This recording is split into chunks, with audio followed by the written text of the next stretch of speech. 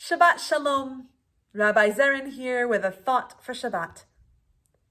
Ever since I was a little kid, I have loved Havdalah, the service that concludes Shabbat. Maybe it's something about a service that engages all five senses, the sight of the candle flame flickering against the backdrop of a dark night sky, the sweet smell of the spices, the crisp taste of grape juice or wine, the feel of the warmth of the candle flame against our fingertips, and the sounds of the prayers sung to a beautiful melody. Maybe it's something about the power of the message of Havdalah, sanctifying the rest and relaxation of Shabbat and sanctifying the work week that we are about to enter. Or maybe it has to do with a deeper meaning that Havdalah holds. This week we read Parashat Bereshit, the very beginning of the Torah, in which we read about the creation of the world. In this parasha, God creates the world in 6 days and rests on the seventh, celebrating Shabbat.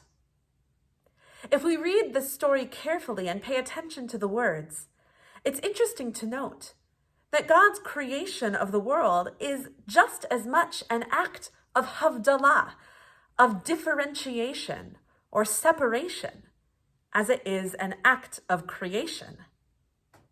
On the first day, God creates light, and then Vayavdel Elohim ben ha'or uven ha'choshech, differentiates or separates the light from the darkness.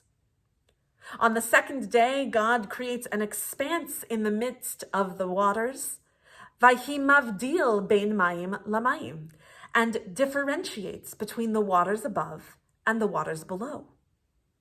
On the fourth day, God creates the sun, the moon, and the stars, lehavdil ben hayom uven halayla, to differentiate between day and night.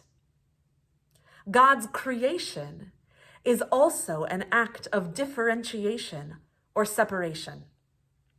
And the very word used to mark that differentiation or separation is the very same word that we use to mark the differentiation between Shabbat and the rest of the week.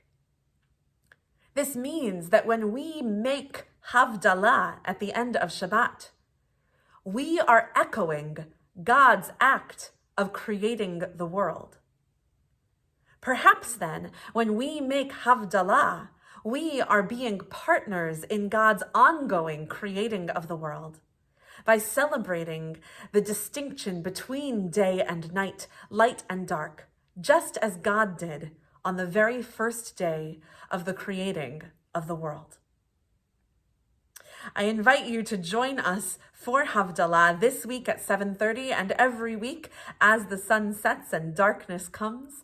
We celebrate Havdalah on Zoom, and you can find more information on how to connect on our website.